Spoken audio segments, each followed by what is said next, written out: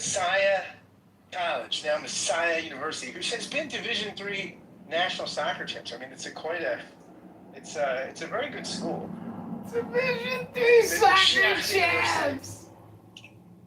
Thanks for the English to Hebrew translation. Did you like that? Right on the fly. Yeah, I was confused what Messiah meant. Right on the fly. I wasn't sure. I was back and forth over the definition. The two-state solution Jews, it starts in Israel, Norm. You can't, it's not like it starts on the other side. It started in Israel. And I understand. So, you can't be holier than the Pope. My point is that they're taking their cues from Israelis. The two-state solution thing didn't start on the Upper West Side. It started with Israelis. Which I shared with you, which I've changed since October 7th, that how are we going to have dominion over a couple of million Palestinians? How are we going to do that?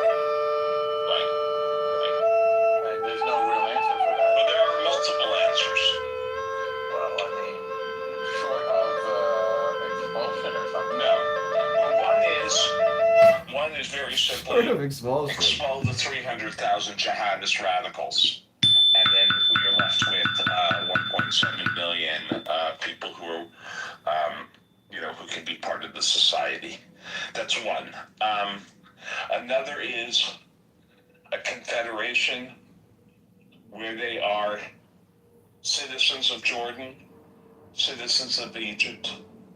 I don't know. I mean, yes, Shuki would have the most extreme situation, But unfortunately, I don't see the mechanics of doing it, So those are some thoughts. But there are multiple ways. I just laid out 2 or 3, It is a challenge.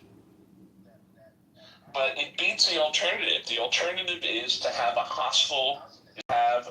a Palestinian homeland in Gaza and Judea Samaria that is constantly at war with Israel, that's being run by Iran, that has rockets all over, tunnels constantly being dug. I mean, that is the worst case. That's worse than any of the other ones. Because it's not going to be, they won't agree to the terms that Israel has put out there, which is a demilitarized state with monitoring systems. They've just won the free. They want a state that they can wage war from. And that's why we're in this conundrum. Hey, come on in. This is right behind you when you come in. Thanks. Have a seat. I'll talk to you in a few minutes. Well, I think it's very difficult when you have a liberal society with your liberal neighbors, right? And with a bunch of illiberal people that want to come into the state. I mean, you can't. A liberal society where you have gay rights, individual rights, and religious freedom. Go ahead, Scott. I'm going to mute it. And what you would think of as normal, right, in the West. I mean, not normal globally, because most societies probably are not Western liberal by our standards. But when you've got a society, Hello? you can't bring in Hello? massive illiberal Hello? people, right, and still have a Hello? democracy. You just can't have that. Hello? It's not gonna. Hello? Hello? I mean, one advantage America has with our border, and we could debate the southern border and how secure it should be, and how permeable it should be. But the people that come through the southern border love America. They want to be more American than Americans. They want to work for jobs. They're mostly Roman Catholic or Pentecostal. They want to be Americans, right? They don't want to undermine American society. They want to sort of be more American than the average American. That you've been given, right? I mean, that works, right? That revitalizes your society in some ways because you've got people that get the DNA of the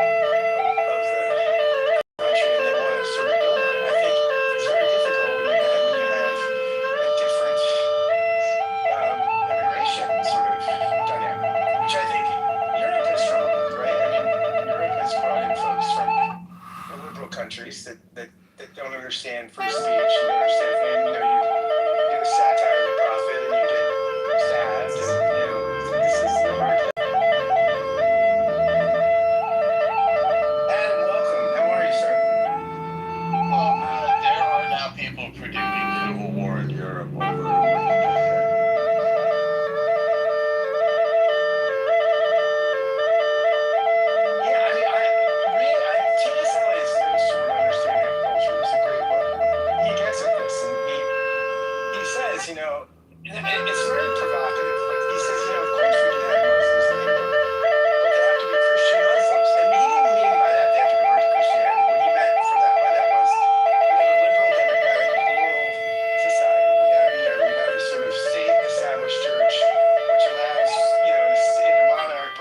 religious freedom and pluralism and democracy. What he's saying is the Muslims have to buy into that.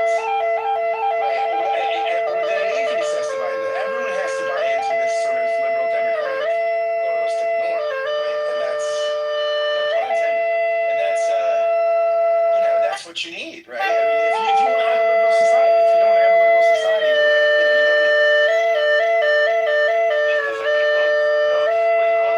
No swords and understanding of culture. And then he has another one. Sometimes in the same book is the idea of a Christian society. Sometimes you get them both in the same. There's Mr. Jeff, the great Mr. Jeff. I liked when he became Mr. Jeff, like Mr. T. Mr. Jeff was. Here goes Mr. Jeff, the great Mr. Jeff. Jeff, I'm trying to bring you up. Anyway, can anybody else bring Jeff up? I can't bring him up. I'm hitting it. Sure, Oh, there he goes. There he goes. Hey, Jeff. Mr. Jeff. What an introduction. Hello. One of the greats of Clubhouse. One of the all-time Clubhouse great personalities. And in fact, I earned my moniker Mr. Jeff legitimately. It wasn't self-imposed. The great scholar Sino imparted it on me.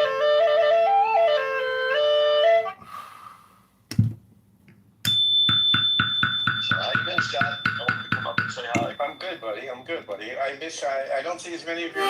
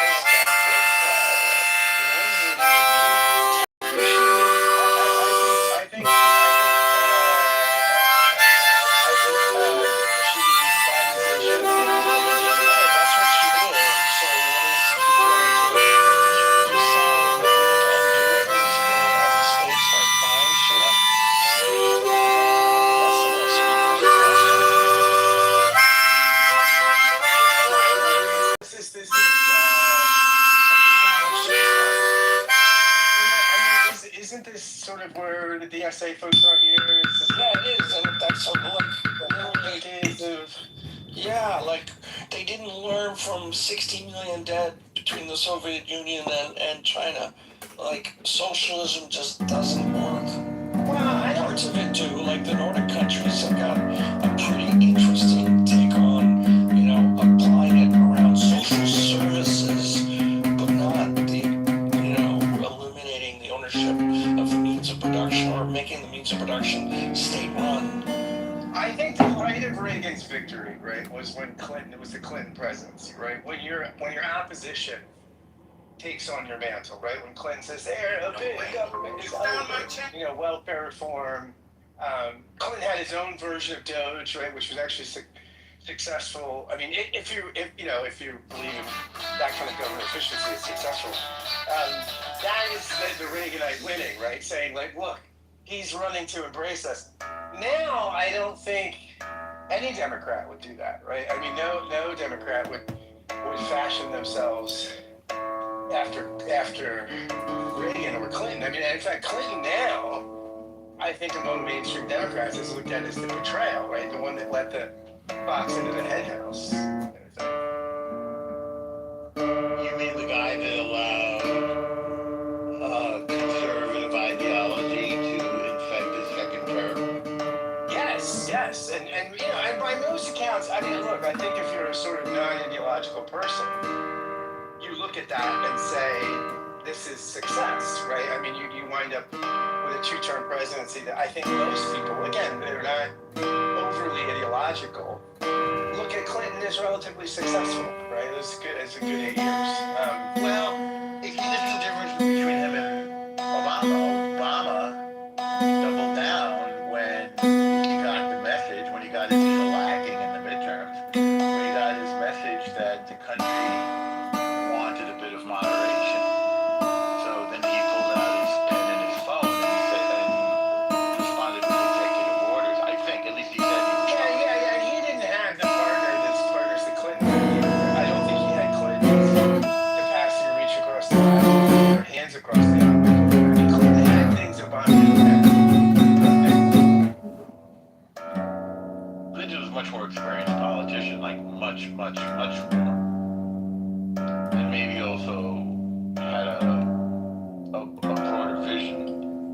No, I think community organizers, that's a very political position. I think On a very Roosevelt level. Like very large wealth of But he information. did, but Obama, for Obamacare, he did. I mean, look, he did not come at the Republicans with a left-wing program, right? I mean, he took something that was originally a Heritage Foundation idea, right? This was when Hillary was thinking a more single-payer healthcare reform option under Clinton's presidency. The Heritage Foundation floated the nascent, Obamacare, which became Romneycare, which then became Obamacare. So that was, and Obama did offer, asked Republicans for a lot of help and suggestions, and they just didn't do it. I mean, but it did not. I mean, I don't think Obamacare was a left-wing policy, right? I mean, it was a sort of centrist, in some ways center-right, right? I mean, the big critique of it, I think, would be it was a blowjob to the insurance companies, right? I mean, to get some concessions from the insurance companies, you could argue, Obama gave up the store, right? To get sort of no precondition, pre-existing condition bias and stuff like that. I mean, this is not a sort of kind of left wing, and I think that's what the left would have wanted to do, right? And I don't think anybody is excited about Obamacare, right? I mean, people would want much more either Medicare for all or single payer or something like that.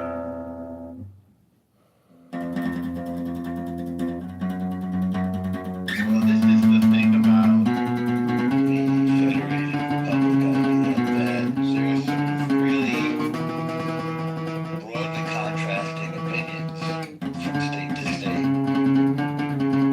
And so that's where you got things like what Hillary was saying, or by the way, what Obama said, that he's just essentially not interested in the people clutching their Bibles and guns. Or in the case of Hillary, the sexist, homophobic, Islamophobe, that sort of. Well, what he said though was when people get anxious, some people tend to cling to their Bibles and their guns, and he's not wrong about that. I mean, it's just you can't say that shit. People feel condescended when you say that shit. Well, it is condescending. Yes, and the left it does. I mean, look, this is the left. We are condescending. I think people. This is one of the reasons I think Trump. Why so many on the right, so many evangelicals and folks in the middle of the country love Trump because he punches back against condescending elitism. Right? He's a one-man wrecking ball to that stuff. I agree. I think the left has this notion of moral superiority in terms of their opinions are more refined, better, and more enlightened than conservatives. And I think Conservatives are condescending all the time, right? It's only the only condescension we're worried about now is condescension that right-wingers dislike. So a prime example of this is Vivek Ramaswamy over Thanksgiving when he says white people spend too much time focused on sports and not enough time focusing on school, and they spend more time focusing on their education.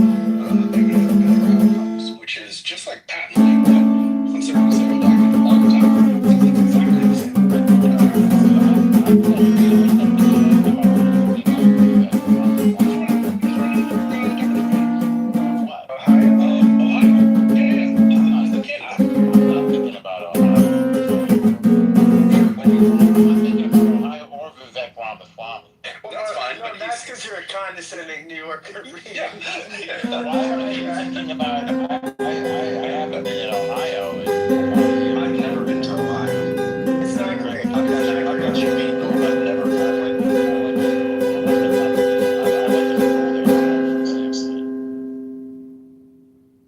But I'm just making the point that it's only a certain sort of condescension that is viewed as. Well, one is a presidential candidate who eventually won, and one is the guy that most people couldn't even pronounce. I mean, Trump is very condescending to cities, right? To people who live in cities. Condescending. He says that cities are hellholes.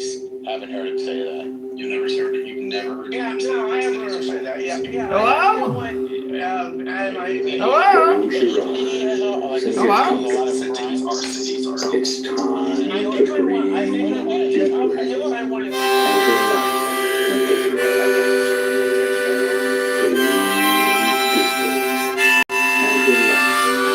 allowing a quietness of spirit to come in. Feel the blood flowing through your arms and legs, through your body and mind. Relaxing, relaxing, relaxing. Take a deep breath. Hold it as long as you comfortably can. And then let it out slowly through slightly parted lips. And when the breath is all